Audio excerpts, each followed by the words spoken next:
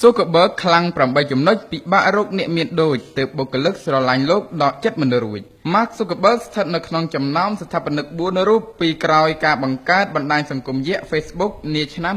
2004 បរិសុទ្ធសញ្ជាតិអាមេរិករូបនេះបានទទួលការពេញចិត្តនិងស្រឡាញ់ពីបណ្ដាបុគ្គលិកប្រមាណ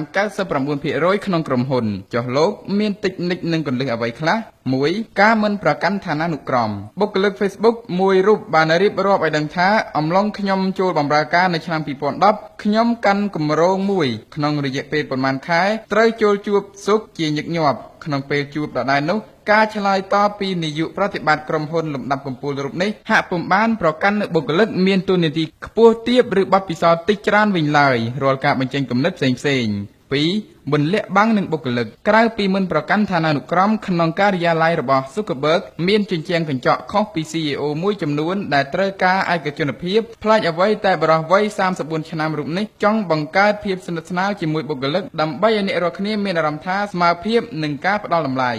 3. លោកមានចក្ខុវិស័យច្បាស់លាស់មហិច្ឆតានៃឆាកជីវិតរបស់ Zuckerberg គឺចង់ធ្វើឲ្យពិភពលោកមានភាពបើកចំហនឹងការតភ្ជាប់គ្នាការបដិញ្ញាចិត្តនេះក៏គ្មានភាពប្រែប្រួលនោះដែរដែលនោះជាផ្នែកធំមួយជំរុញឲ្យមនុស្សនៅជុំវិញមានទិសដៅតែមួយដូច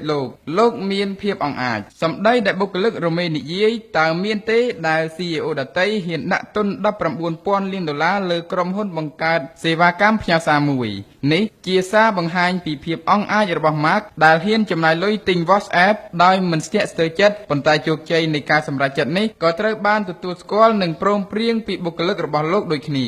5. មិនប្រកាន់រឿងកំពេចកំពុក Zuckerberg បង្ហាញការគោរពដល់បុគ្គលិកតាមរយៈសកម្មភាពនៃការងារពុំមែនការតុបតែងខ្លួនឬការរៀបចំតុការិយាល័យនោះឡើយដោយសំបីលោកផ្ទាល់ជា CEO ក៏ស្លៀកពាក់ត្រឹមខោខូវប៊យនិងអាវយឺតជាឈុតប្រចាំថ្ងៃ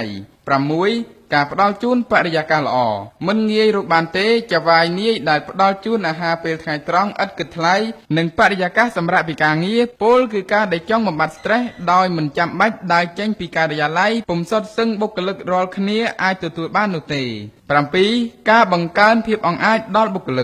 កបម្រើការនៅ Facebook មានសមត្ថភាពបង្កើតភាពច្នៃប្រឌិតហួសដែនកំណត់ជាទម្លាប់មួយដែលច្រើនមានក្នុងក្រុមហ៊ុនធំៗដទៃទៀតជាកត្តាដែលសំខាន់មួយដែលត្រូវដឹកនាំបុគ្គលិករាប់ពាន់នាក់ក្នុងការរក្សាកម្រិតសមត្ថភាពឲ្យមានភាពនឹងណូប៉ុន្តែ Zuckerberg អាចជោគជ័យលើវិថីមួយនេះ 8. ការប្រស្រ័យទាក់ទងការបដិញ្ញាចិត្តរបស់ Zuckerberg គឺផ្ដោតទៅលើការទំនាក់ទំនងនិងប្រកបដោយប្រសិទ្ធភាពនិងទៀងទាត់ជាទូទៅពិបាកណាស់ប្រសិនអ្នកចង់មានពេលវេលាអាចជួបជាមួយចៅហ្វាយនាយអំឡុងពេលធ្វើគម្រោងធំណាមួយខុសពី Mark រមែងចូលរួមមិនថាការងារធំតូចជាសញ្ញានៃភាពជាអ្នកដឹកនាំដ៏ជោគជ័យមួយ